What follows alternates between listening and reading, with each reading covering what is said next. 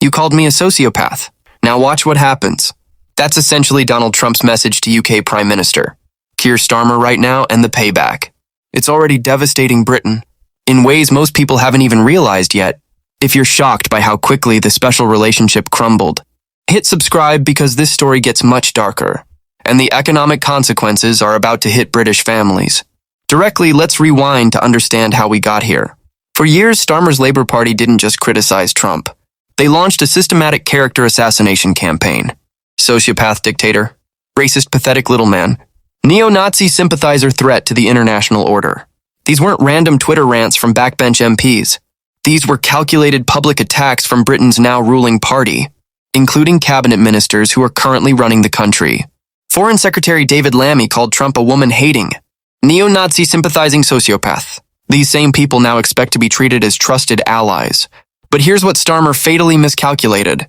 Trump never forgets an insult ever, and now he's the most powerful man on earth again. With the world's largest economy and military at his disposal, January 20th, 2025, Trump's second inauguration. World leaders flew in from every continent, desperate for FaceTime with the returning president. Italy's Giorgia Meloni front row seat, multiple photo opportunities. Argentina's Javier Milei VIP treatment and private meetings lined up. Even controversial leaders got invitations. Keir Starmer not even invited. The Prime Minister of Britain, supposedly America's closest ally, was completely excluded from the ceremony. This wasn't an administrative oversight. This was a calculated, public humiliation of Britain's Prime Minister on the global stage. The diplomatic equivalent of crossing someone's name off the guest list and making sure everyone notices. The message to the world was crystal clear. Britain is irrelevant now. Their leader insulted me, so I'm treating their entire country as irrelevant. But the inauguration snub was just Trump's opening move. The real punishment was about to begin. Here's where Starmer's problems go from embarrassing to potentially illegal. Labour Party officials didn't just insult Trump during his campaign. They actively interfered in the American election. They organized trips to send labor activists to battleground states, like Pennsylvania and Wisconsin, where they campaigned door-to-door for Kamala Harris. They posted on LinkedIn recruiting volunteers, offering to arrange housing for British citizens who wanted to help defeat Trump.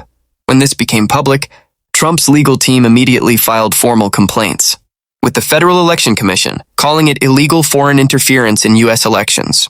They accused labor of making illegal foreign contributions by providing volunteer labor and organizational support. Now, whether this was technically illegal under U.S. election law is debatable, but the political damage was catastrophic and permanent. Trump now views the Labour Party not as Democratic allies, but as foreign enemies who actively tried to rig his election and keep him out of power. In Trump's mind, Labour didn't just insult him. They declared war on him, and now he's declaring war back. Now comes the real punishment. Economic warfare. Trump has already signaled his intention to impose crushing tariffs on countries that don't show proper respect to America. According to multiple reports, Britain is at the very top of that target list. Let's break down what this actually means. For ordinary British families, the United States is Britain's largest single trading partner, accounting for over $280 billion in annual trade. British exports to America include everything, from luxury cars and aerospace components to financial services and pharmaceuticals. If Trump follows through on his tariff threats, UK exports could face devastating taxes of 25% or more. This would make British goods uncompetitive in American markets overnight. Manufacturing jobs across the Midlands and North would disappear.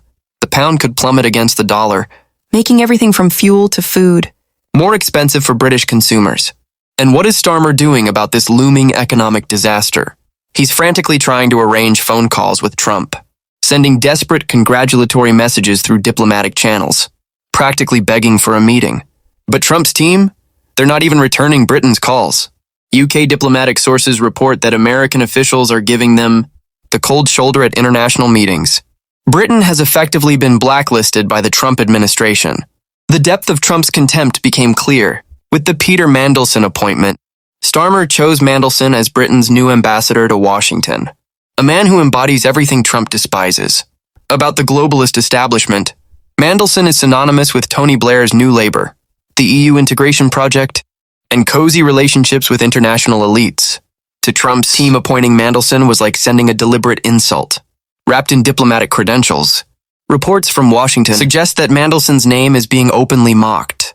In Republican circles, some Trump advisors have reportedly called the appointment a joke and suggested that Mandelson might not even be granted proper access to senior American officials. This is unprecedented.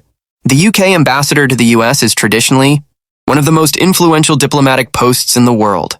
Now, Britain's representative is being treated like a diplomatic pariah before he even arrives, as if economic warfare and diplomatic isolation weren't enough. Elon Musk has declared his own personal war on Starmer's government. And when the world's richest man decides to destroy your reputation, he has tools that most people can only dream of. Musk is using his X platform with its 500 million active users to systematically undermine Starmer's credibility on a global scale. He's focusing like a laser on Labor's biggest vulnerabilities: the grooming gang scandals, restrictions on free speech, and what he calls their authoritarian instincts. But Musk isn't just tweeting complaints. He's taking concrete political action. He's openly endorsed Nigel Farage's Reform UK party, essentially using his global platform to tell British voters to overthrow their government. He's threatening to fund Reform UK with massive donations that could revolutionize British politics. Think about the implications here. A foreign billionaire is now openly interfering in British politics, and significant portions of the British public are cheering him on. Why? Because they see Musk as standing up for British values that their own government has abandoned. The contrast couldn't be more stark or more humiliating for Starmer. While the elected Prime Minister of Britain was excluded from Trump's inauguration, guess who got the red carpet treatment? Nigel Farage, a man who holds no official government position, was paraded around Trump's inauguration events like visiting royalty. Trump called him spectacular and highly respected during his speech, praising him in front of a global television audience. Trump even claimed that Farage had taught him political tactics, saying, "I think he was watching my speeches in the European Parliament for many years before he decided to run. I know that to be true, whether this is accurate or not." The message was clear.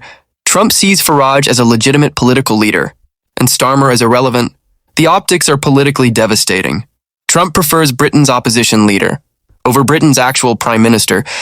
Farage is now positioning himself as the only British politician who can restore the special relationship, and Trump is effectively endorsing that narrative. Behind the closed doors of Westminster, Labour MPs are reportedly in full panic mode. The conversations happening in private are brutal and getting more desperate by the day. Senior Labour figures are quietly asking the question that terrifies. Party leadership is keeping Starmer as leader, worth destroying Britain's relationship with America for the next 4 years. The mathematical reality is stark and getting worse every day. Trump has 4 years in office, 4 years to systematically punish Britain economically, 4 years to exclude Britain from key international negotiations, 4 years to build alternative relationships with other allies, while freezing Britain out. Multiple sources suggest that potential leadership challenges are being discussed. Names like Wes Streeting and Angela Rayner are being floated as figures who might be able to reset relations with Washington. The argument is simple. Starmer has become personally toxic to British national interests, but even a leadership change might not work. I think Trump's grudges run deep and he has a long memory. He might view any Labour leader as tainted by association with the party that insulted him and interfered in his election. Here's the issue that makes Starmer's position even more precarious: his government's perceived closeness to China, while Trump is building a global coalition to contain Chinese influence. Dama's team has maintained a notably friendly relations with Beijing. Labour has been reluctant to take strong stances on Hong Kong, Taiwan, or Uyghur human rights. They've avoided joining some U.S. LED initiatives.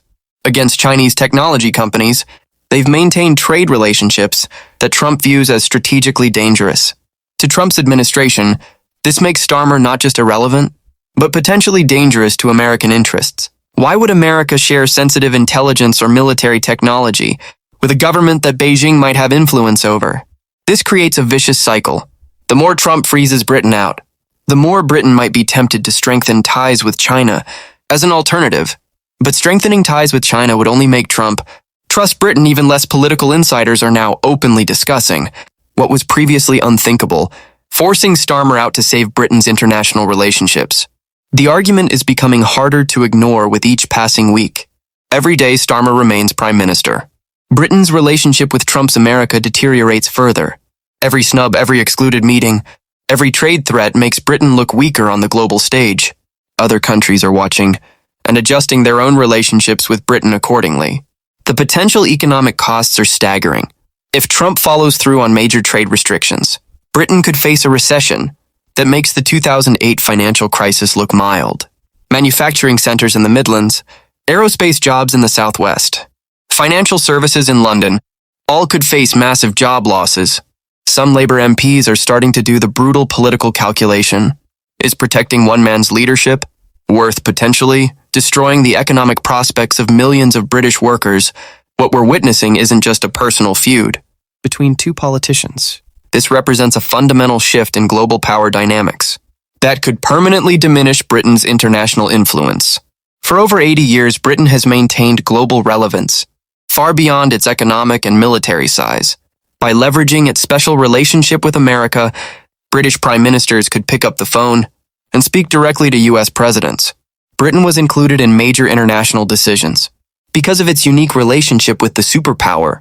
If that relationship is permanently damaged, Britain faces a harsh new reality. It becomes just another mid-sized European country, with limited global leverage and declining international relevance. Other countries are already adjusting their behavior. Why prioritize relationships with Britain if Britain has no influence in Washington? Why include Britain in major international negotiations? If America doesn't respect British leadership, Trump has already demonstrated his willingness to punish allies who cross him. Look at his renegotiation of NAFTA with Canada and Mexico. Look at his demands for increased NATO spending from European allies. Look at his trade wars with China and various other countries. Britain is about to learn the same lesson that other countries have learned. In Trump's world, personal loyalty matters more than historical alliances. Disloyalty has severe tangible consequences. The escalation ladder is predictable. First comes diplomatic isolation, which is already happening. Then comes economic pressure through tariffs and trade restrictions. Finally comes active U.S. support for political alternatives within Britain itself. We're currently somewhere between stages 1 and 2. The question isn't whether Trump will escalate further. The question is how severe that escalation will be, and whether Britain can survive it economically and politically. Some diplomatic relationships can be repaired with time, effort, and skilled diplomacy. But when you publicly call someone a sociopath, actively campaign to defeat them in an election, and then expect to be treated as a trusted ally, forgiveness becomes nearly impossible. Starmer made a catastrophic political gamble.